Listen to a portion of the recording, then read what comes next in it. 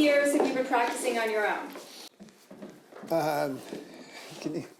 Well, I started on my own, right outside, without any teacher or anything. When I was 16 years old, so that's, I don't know, 40 something years. And do you like to practice on your own? Let me tell you, it's the best thing. It's the best thing ever. So the best thing I do is, that's my favorite time, period, in my whole life. It's when I'm practicing by myself. Okay, wow. So do you ever struggle then with getting on your mat? Yes, I do. Even though I say that, yeah, it's challenging because it's a mountain. It's my own mountain to climb every day, and so to get that started, to take the first step up the mountain. Although I don't base it on motivation or inspiration. It's like those aren't what are driving me or determining whether I'm going to do it or not. Do you have a daily routine? I do.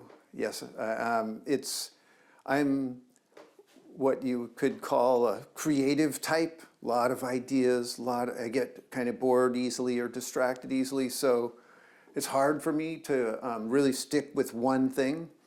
So it's a kind of loose routine, but there are solid parts to it.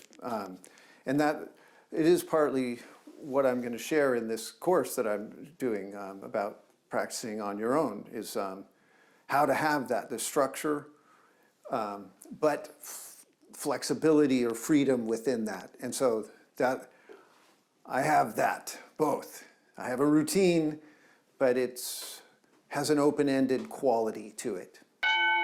Okay, and so if there are days where you have low motivation, have you developed certain tools to help you practice on your own? Yes, a whole arsenal of certain strategies and things depending on what's going on with me any given day, yeah. So this is your yoga space? Is this what you practice every day? This is not really. Like it's one yoga space, but I practice outside. You want me to show you? Yeah. All right.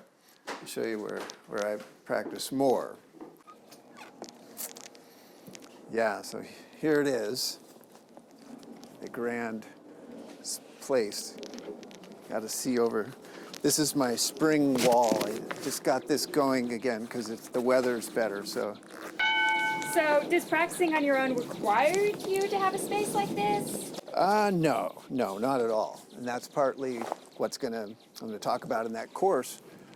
Because I travel all the time, right? And so I'm always practicing in all kinds of different places. So your upcoming workshop is called How to Start and Sustain a Yoga Practice on Your Own.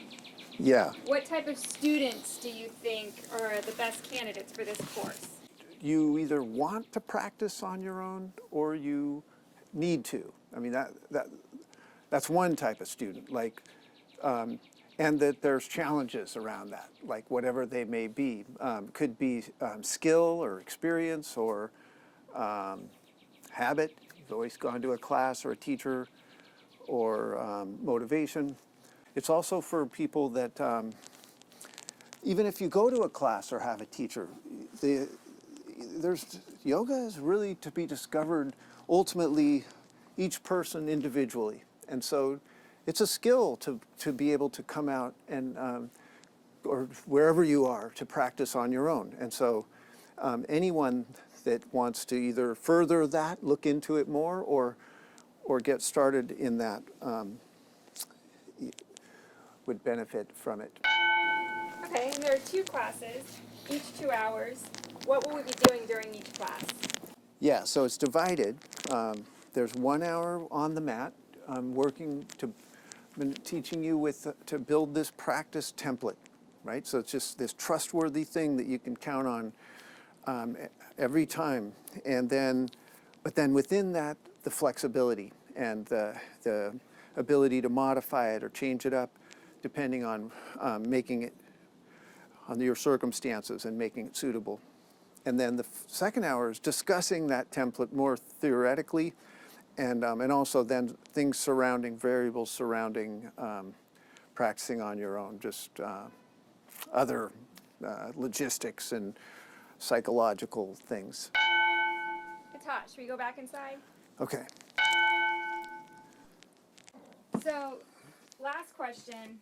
Why do you like practicing on your own? One thing, I don't really like people telling me what to do. And yeah, it's a reality. I like deciding for myself what to do anytime, whenever, and then the other is that I cherish solitude, and for whatever reason, the universe has kind of spun it out where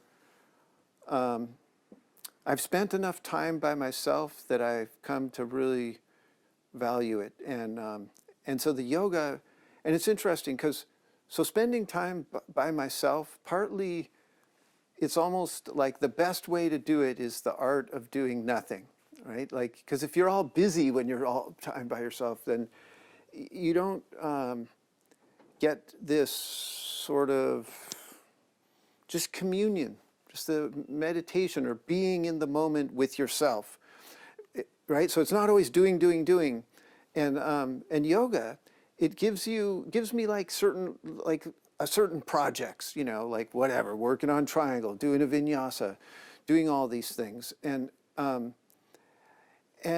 yet I know that in the background, or I've done it enough that none of that is really, that's not the core of it, right? And so I drop into this place of kind of self-knowledge and self-communion that is one of the pinnacles of life to me. Any last thoughts to students who might be considering taking this course? Just that I have so much, I'm such an expert at it. And so I have a lot to share, and it's a kind of rare, honestly, and you can improve at it, at doing yoga on your own. And if you take this, you'll see, and you'll surprise yourself, or start to really open into that experience more and see how much it can serve you.